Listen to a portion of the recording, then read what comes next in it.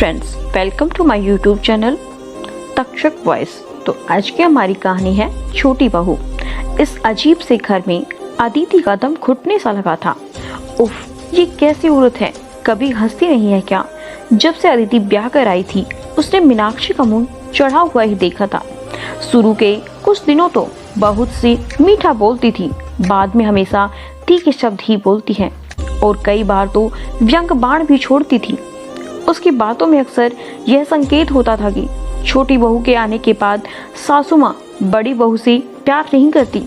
आज भी जब कल्याणी जी ने छोटी बहू अदिति को आवाज दी तो मीनाक्षी ने व्यंग कसा, हाँ भाई, अब तो हर काम के लिए छोटी बहू अदिति को ही बुलाया जाएगा। छोटी बहू लाडली है, अब हमें कौन पूछेगा। अब सासू माँ को बड़ी बहू अच्छी नहीं लगती। अदिति आज सुबह से ही काम में लगी हुई थी और काम था कि खत्म होने को ही नहीं आ रहा था। यह काम खत्म करती कि दूसरा काम सामने आ जाता था। उसकी जेठानी मीनाक्षी तो उसका कभी हाथ नहीं बटाती थी, हाँ ताने जरूर कसती थी।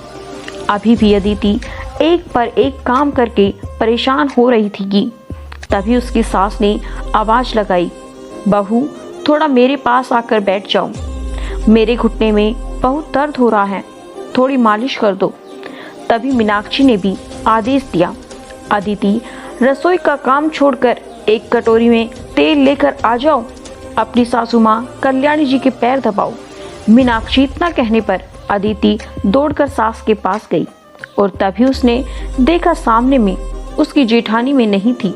उसे देखकर हंस रही थी और आंखों ही आंखों में कुछ ऐसा इशारा कर रही थी, अभी उनको तेल मत लगाओ, अगर जाकर तुम अपना काम देखो। लेकिन अदिति उनकी आंखों के इशारों को अनदेखा करते हुए अपनी सास के पैर में तेल लगा दिया और सास बोली, जुग जुग जियो बेटा, बहुत आराम लग रहा है। तुम सच में जब से आई हो मेरे घुटनों में बहुत आराम मिला है।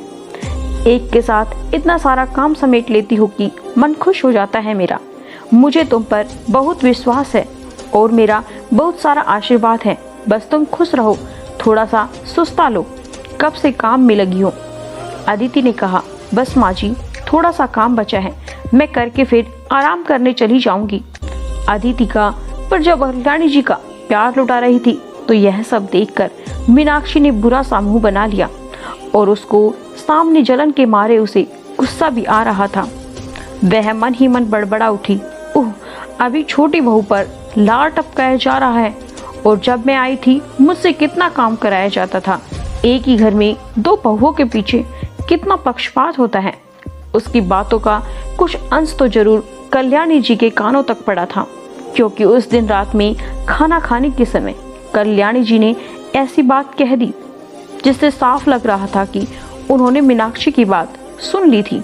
हुआ यह था कि खाना खाते हुए उसके दोनों बेटे, पति और सब जमा थे। बड़ा बेटा सुनील कहता है, मैं तब से देख रहा हूँ तुम सिर्फ छोटी बहू पर लाड प्यार लगा रही हो, बड़ी बहू को तो भूल ही गई हो। तुम खुद जब भी दोनों को बराबर प्यार करना चाहिए। कल्याणी जी को अपनी बड़ी बहू बहुत ईर्ष्यालु लग रही थी, इसलिए उन्होंने बात को टालने की गरज से कहा, बेटा तुम लोग सब खाना खाने आ खाते हो, छोटी बहू कोई बैठा लिया करो, नहीं तो वह पीछे अकेली रह जाती है, बाद में उसे ठंडा खाना खाना पड़ता है। कल्याणी जी की बात सही थी, क्योंकि खाना खाते हुए चौका समेटते हुए काफी देर हो जाती थी। इसलिए कल्याणी जी ने अदिति को फिर से आवाज लगाई, छोटी बहू आ जाओ, तुम भी हम लोगों के साथ मिलकर खाना खा लो, नहीं तो फिर बाद में अकेली रहकर अकेले खाओगी। अब दोबारा जब अदिति का नाम बुलाया तो मीनाक्षी का गुस्से की जल जल कर रहने लगा। ऐसे में ही वह अदिति से इतनी जल उठी और इधर उसकी सास हर बात पर अदिति का ही गुण गाने लगी थी, तो उसका गुस्सा होना स्वाभाविक था। आखिर मीनाक्षी ने कह दिया, जब मैं घर में ब्याह कर बहू बनकर आई थी तो बहुत सारे रूल थे और कितने सारे कायदे कानून थे, तब इतना काम नहीं कराया जाता था। और आज देखो अदिति कितना फ्री होकर घूमती है। माँ जी पक्षपात करती है, एक बहू को ज्यादा प्यार करती है और दूसरी बहू को कम प्यार करती हूँ। अपनी बड़ी बहू मीनाक्षी के मुंह से यह सुनकर कल्याणी जी को बहुत दुख हुआ। फिर उन्होंने सोचा इन दोनों बहुओं को बताना जरूरी है, मेरी जिंदगी में हमेशा से इतनी सुंदर नहीं है।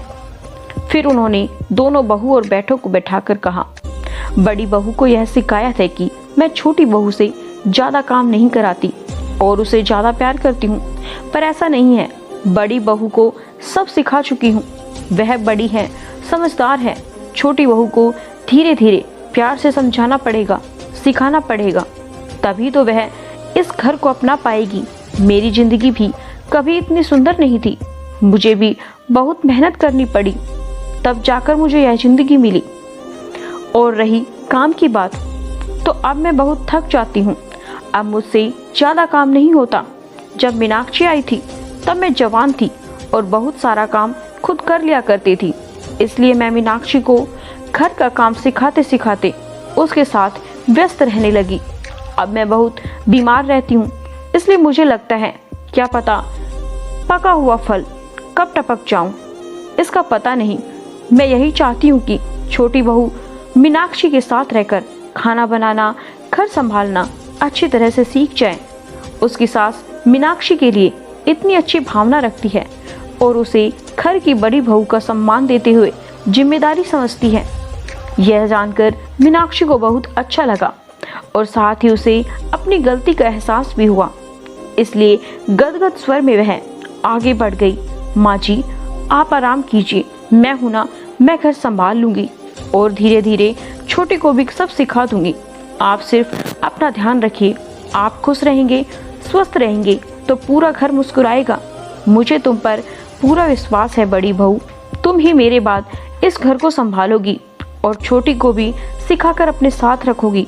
तुम दोनों देवरानी जेठानी की तरह नहीं बल्कि बहन की तरह रहोगी, यही मेरी ख्वाहिश है।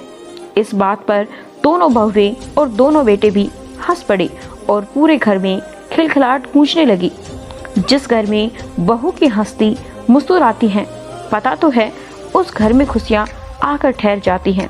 सो फ्रेंड्स, आपको यह कहानी कैसी लगी कमेंट्स बॉक्स में ज़रूर बताएं। अगर कहानी अच्छी लगी हो तो वीडियो को लाइक, शेयर एंड सब्सक्राइब करें। Thanks for watching.